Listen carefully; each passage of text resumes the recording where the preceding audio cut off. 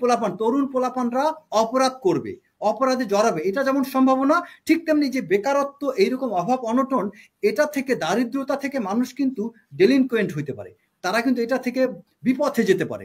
এবং সেটাই এখন হচ্ছে। ভোটের কথা বলা হয়েছে, এই পিয়ার সিস্টেমটা চালু মানি আওয়ামী লীগ বিএনপির সাথে কোনোদিন ক্ষুদ্র দল মন থেকে থাকবে না, কারণ এই পিয়ার সিস্টেমের বেনিফিশিয়ারি হচ্ছে এই ক্ষুদ্র দলগুলো।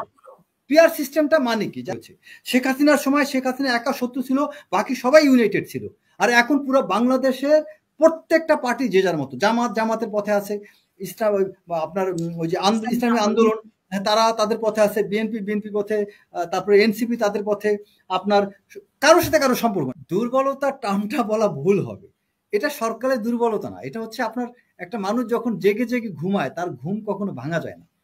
এটা হচ্ছে সরকার চলছে তার পরিকল্পনা অনুযায়ী। সরকারের পরিকল্পনা হচ্ছে এভাবে আমি যদি চলতে থাকি, বিএনপির মতো দলগুলো অপরাধ করতে থাকবে এবং তারা পরবর্তীতে ভিলেন হবে।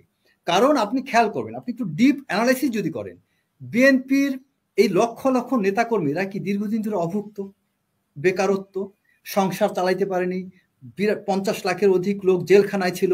এই জেলখানায় এই 50 লক্ষ মানুষ নেতাকর্মী জেলখানায়, মানি আপনি ধরে নেন এদের পরিবারের আরো আপনার 2.5 লক্ষ, 5 জন করে যদি ধরেন, তাহলে আপনার যারা বাইরেও ছিল যে মামলা চালাতে তাদের এমন অবস্থা। এক্স্যাক্টলি, তার মানে 3 থেকে 3.5 কোটি মানুষ ডাইরেক্টলি এফেক্টেড ছিল। 3 থেকে 3.5 কোটি মানুষ ডাইরেক্টলি এফেক্টেড ছিল গত 15-16টা বছর।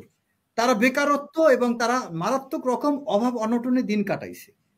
অনেক ঘটনা আছে, আমি পার্সোনালি চিনি, অনেক নেতা আছে তার বউ বাচ্চা রেখে চলে গেছে আরেকজনের সাথে, অভাব অনটন সহ্য করতে না পেরে, আছে এরকম অনেক ঘটনা। তো সেই রকম অবস্থা দিয়ে যেখানে একটা দল এই পর্যায়ে আসছে, আপনাকে একটা কথা আছে, আল্লাহ নবী পর্যন্ত এটা বলছেন, হযরত মুহাম্মদ সাল্লাল্লাহু আলাইহি ওয়াসাল্লাম বলছেন তার উম্মতদের জন্য যে তোমরা আল্লাহর কাছে সবসময় একটা বিষয়ে পানা চাইবা, যে আল্লাহ যেন কখনো তোমাকে অভাবে না ফেলে। কারণ কি, অভাবে স্বভাব নষ্ট হয়। এই জন্য সবসময় আল্লাহর কাছে রিজিক, বেশি বেশি করে রিজিকের পানা চাইতে হয়, যে আল্লাহ তুমি আমার রিজিক বৃদ্ধি করে দাও। এটা কারণ হচ্ছে যে অভাবে পড়লে তখন সে খারাপ হতে পারে। এই জন্য প্রত্যেকটা উম্মতকে আল্লাহ রাসূল গুরুত্ব দিয়েছেন, তোমরা কাজ করো, তোমরা বেকার বসে থেকো না। একজন ভিক্ষুককেও কাজ করতে বলছেন। সো এই যে মানুষগুলো, এরা এখন মারাত্মক অভাবে, তারা কাজ পায়নি, শেখ হাসিনা কাজ করতে দেয়নি। সো এই মানুষগুলোকে এখন আপনি এমন একটা অবস্থায় যদি ছেড়ে দেন, তারা অপরাধ করবে, এটা স্বাভাবিক। আপনাকে খেয়াল করতে হবে, এই অপরাধটাকে আমি অ্যাকসেপ্ট করবো, অ্যাকসেপ্ট মানে কোন দৃষ্টিতে, এটা প্রবাবল, এই অপরাধটা সংগঠিত হওয়ার কথা। সোশ্যাল ডেভিয়েন্স, বা আপনি যদি আপনার কি বলা যায়, সোশ্যাল ডেলিনকুয়েন্সি বলে একটা শব্দ আছে, যে আপনার সাধারণ যেমন বলে আমরা জুভেনাইল ডেলিনকুয়েন্সি, ইয়ং পোলাপান, তরুণ পোলাপানরা অপরাধ করবে, অপরাধে জড়াবে, এটা যেমন সম্ভাবনা, ঠিক তেমনি যে বেকারত্ব, এইরকম অভাব অনটন, এটা থেকে, দারিদ্রতা থেকে মানুষ কিন্তু ডেলিনকুয়েন্ট হইতে পারে, তারা কিন্তু এটা থেকে বিপথে যেতে পারে। এবং সেটাই এখন হচ্ছে। চাঁদাটাকে আমি লিগালাইজ করছি না, আমি বলছি যে একটা দল যখন ক্ষমতায় আসতো, ক্ষমতা আসলে কি হতো, এই নেতা কর্মীরা তারা তাদের হয়তো যাদের ব্যবসা ছিল, তাদের ব্যবসা প্রতিষ্ঠান চলতো, যেমন ধরেন কথা এক বিএনপি নেতার অনেক বড় একটা শিল্প কারখানা আছে, ওই শিল্প কারখানা তিনি সার্ভাইভ করতেন, সেখানে 5,000 লোক বিএনপিরই হয়তো সমমনা, কিছু লোক চাকরি পেত। বিএনপির একজন ব্যবসায়ী নেতা কি করেন, ওই বিএনপির বিভিন্ন লোকজনের রেফারেন্সে কিছু লোককে জব দেন। আওয়ামী লীগের সময় বিএনপি পন্থী লোকজন, যারা বিএনপি মনোভাব বা বিএনপি আত্মীয়স্বজন, তারাও জবে থাকলে তাদেরকে জব থেকে বের করে দিয়েছে। বিএনপি পন্থী কোনো ব্যবসায়ী থাকলে সে ব্যবসা বন্ধ করে দিয়েছে। সো এখন যদি বিএনপি ক্ষমতায় আসতো, তাহলে ওই মানুষগুলো বিভিন্ন জায়গায় আপনি বসাইতে পারতেন। চাঁদাবাজিটাকে আমি কখনোই সমর্থন করি না, বাট এখন বিএনপি কি পারছে তার কোনো নেতা কর্মীকে কোনো একটা কাজ ধরা দিতে, কোনো ব্যবসা ধরা দিতে পারছে না। তো এখন পারছে না বিধায়ক বাধ্য হয়ে ওই নেতা কর্মীরা নিজেরাই ব্যবসা ছিনিয়ে নেওয়ার চেষ্টা করছে, যেই ছিনিয়ে নেওয়াটা আপনার নৈতিকভাবে রাইট না, এবং এভাবেই অপরাধে জড়ায় যাচ্ছে। এবং একজনকে দেখে অমুক নেতা, যেমন ধরেন কলিমুদ্দিন, তিনি এক জায়গা থেকে একটা টেন্ডার জোর করে নিয়ে নিয়েছেন, তাকে দেখে আরো 10 জন এনকারেজ হচ্ছে। অমুক ব্যক্তি অমুক শিল্পপতিকে বললেন যে আপনি আমার এলাকায় এখন কাজ করব, আমাকে 1 কোটি টাকা দিবেন, এইটা শুনে আরেকজন নেতা তিনি উৎসাহিত হচ্ছে।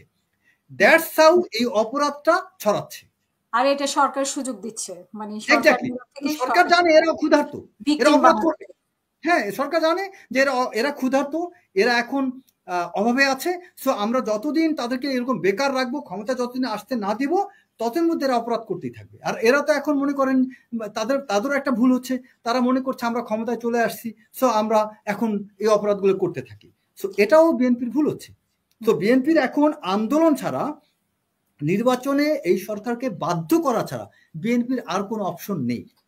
কারণ যত দেরি হবে, যত প্রোক্রাস্টিনেশন হবে, কালক্ষেপণ যত বেশি হবে, বিএনপি তত বেশি এই ট্র্যাপে পড়বে। এবং বিএনপির এমন একটা ষড়যন্ত্রের মধ্যে বিএনপির পাশে এখন ছোট ছোট কোনো দল নেই। কারণ এই যে পিআর সিস্টেম ভোটের কথা বলা হয়েছে, এই পিআর সিস্টেমটা চালু মানি আওয়ামী লীগ বিএনপির সাথে কোনোদিন ক্ষুদ্র দল মন থেকে থাকবে না। কারণ এই পিআর সিস্টেমের বেনিফিশিয়ারি হচ্ছে এই ক্ষুদ্র দলগুলো। পিআর সিস্টেমটা মানে কি, যারা দর্শক তাদের উদ্দেশ্যে বলি, পিআর সিস্টেম মানে হচ্ছে যে আপনি যখন একটা ইলেকশন হলো, ইলেকশনে আপনার যেমন ক্ষুদ্র দলগুলো আপনার 300টা আসনে তারা দাঁড়াইলো, 300টা আসনে দেখা যাচ্ছে কোনো একটা আসনে তার এমপি হওয়ার মতো যোগ্যতা নাই তার দল থেকে, কিন্তু প্রত্যেকটা আসনে অল্প অল্প কিছু ভোট আছে। এই ভোটগুলোকে আপনার মানে এটাকে একসাথে অ্যাড করে একটা ফিগারে দাঁড় করিয়ে ওই ভোটের অনুপাতে তাকে হয়তো 2-3টা সিট দিয়ে দিবে। এটা তো হইল না। এখন ব্যাপার হচ্ছে কি যে বিএনপির প্রত্যেকটা নেতা বিভিন্ন জায়গায় জায়গায় হয়তো বা একটুর জন্য এমপি হইতে পারেননি। এখন যে একটুর জন্য এমপি হতে পারেননি, হয়তো এখানে 3 লক্ষ ভোট ছিল, 3 লক্ষ ভোটের মধ্যে প্রতিদ্বন্দ্বী পেয়েছে হয়তো 1.5 লক্ষ, বিএনপির নেতা পেয়েছে 1 লক্ষ। এই 1 লক্ষ ভোটারে কি হবে বলেন আপনি? তার সাথে তো আপনি প্রতারণা করলেন। তার মানে আপনি গণতন্ত্র এস্টাবলিশ করছেন না। পিআর সিস্টেম হচ্ছে গণতন্ত্রের বিরুদ্ধে। এইটা হচ্ছে ভারতের বুদ্ধি, এবং এই ভারতের বুদ্ধিতে এই পিআর সিস্টেমে এই সরকার চলছে। এবং এই ভারতের বুদ্ধি পেয়েই এই আপনার ডক্টর মোহাম্মদ ইউনূস মোদিকে আম উপহার পাঠাইছে, আম উপহার দিচ্ছে, শুভেচ্ছা উপহার। কিন্তু এমন কোন সম্পর্ক আমরা তো জানি যে দা কুমড়া সম্পর্ক, ডক্টর ইউনূস চোখ রাঙানি দিচ্ছে বা এই সরকার বিরোধী। ডক্টর মোহাম্মদ ইউনূস কিন্তু একজন দেশপ্রেমিক, কিন্তু কোন দেশপ্রেমিক বলতে পারবেন? ডক্টর মোহাম্মদ দেশপ্রেমিক, কিন্তু উনি বাংলাদেশ প্রেমিক না, উনি হচ্ছেন আমেরিকা প্রেমিক। সো ওনার যোগ্যতা নিয়ে কোনো প্রশ্ন আমি তুলব না, সে যথেষ্ট যোগ্য। ওনার অর্থনীতিতে ওনার অনেক যোগ্যতা আছে, পররাষ্ট্রনীতিতে ওনার যোগ্যতা আছে, উনি বৈদেশিক সম্পর্ক স্থাপনের ক্ষেত্রে, কানেক্টিভিটি, এক্সটার্নাল অ্যাফেয়ার্সের ক্ষেত্রে, বহির্বিশ্বে যোগাযোগের ক্ষেত্রে উনি অতুলনীয়। কিন্তু একটা কথা আছে না, যে দুষ্ট গরুর চেয়ে শূন্য গোয়াল ভালো।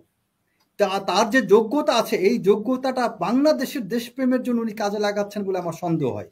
বরং উনি আমেরিকার স্বার্থটা সবার আগে দেখবেন, ভারতের স্বার্থ উনি দেখলেও বাংলাদেশের স্বার্থ দেখবেন না। এবং আপনি খেয়াল করে দেখেন বাংলাদেশে যা যা হয়ে আসছে, অ্যাকচুয়ালি দেশপ্রেমের রিফ্লেকশন। আপনি কম্পেয়ার করেন এই ডক্টর মোহাম্মদ ইউনূস ক্ষমতায় যতদিন ধরে আছেন, এই সময়কাল পর্যন্ত যখন জিয়াউর রহমান ক্ষমতায় ছিলেন, তখন বাংলাদেশে কি হয়েছিল 10 মাসে, আর ডক্টর মোহাম্মদ ইউনূস 10 মাসে কি করেছেন। ইভেন এরশাদ ক্ষমতা আসার পর 10 মাসে কি করছে, ডক্টর মোহাম্মদ ইউনূস 10 মাসে কি করছে। দেখেন, দেশপ্রেমের কিছু রিফ্লেকশন থাকে, একটা দেশের কিছু কিছু কাজে হাত দেওয়া, সেই কাজগুলো উনি করেন নাই। অর্থনৈতিক উন্নয়ন বা ওই যে আপনার বাংলাদেশ ব্যাংকে আপনি কোনো একটা হয়তো বাড়াইলেন, ফরেন কারেন্সি বাড়াইলেন, এটা কিন্তুই না। আপনার বাংলাদেশের মোরাল ডিগ্রেডেশন হচ্ছে, বাংলাদেশের জাতিগতভাবে আমাদের মধ্যে বিভাজন হচ্ছে, আমরা ক্ষুদ্র ক্ষুদ্র অংশে বিভক্ত হয়ে যাচ্ছি। এই দেশের বিভিন্ন দলকে ইউনাইটেড করতে পারলেই বুঝতে পারতাম তার মধ্যে দেশপ্রেম আছে। বিভিন্ন পার্টিগুলোকে, পুরো জাতিকে ইউনাইটেড করা ছিল ডক্টর মোহাম্মদ ইউনূসের সবচেয়ে গুরুত্বপূর্ণ কাজ। তিনি সেটা করতে পারেননি। আমি নিজে ওনার পক্ষে অনেক কথা বলেছি, কিন্তু দুঃখের বিষয় হচ্ছে তিনি পুরো বাংলাদেশের পুরো জাতিটাকে ওনার সময় সবচেয়ে বেশি বিভক্ত হয়েছে। শেখ হাসিনার সময় শেখ হাসিনা একা শত্রু ছিল, বাকি সবাই ইউনাইটেড ছিল। আর এখন পুরো বাংলাদেশের প্রত্যেকটা পার্টি যে যার মতো, জামাতের পথে আছে, আপনার ওই যে ইসলামী আন্দোলন তারা তাদের পথে আছে, বিএনপি পথে, তারপরে এনসিপি তাদের পথে, আপনার কারোর সাথে কারোর সম্পর্ক নেই। আজকে দেখেন ওই যে ইসলামী আন্দোলনের নেতা সে জামাতকে গালিগালাজ করতেছে, আবার জামাতের বিরুদ্ধে এখন অনেকেই কথা বলছে, আবার জামাত অনেকের বিরুদ্ধে কথা বলছে। বিএনপির সাথে জামাতের সম্পর্ক নাই।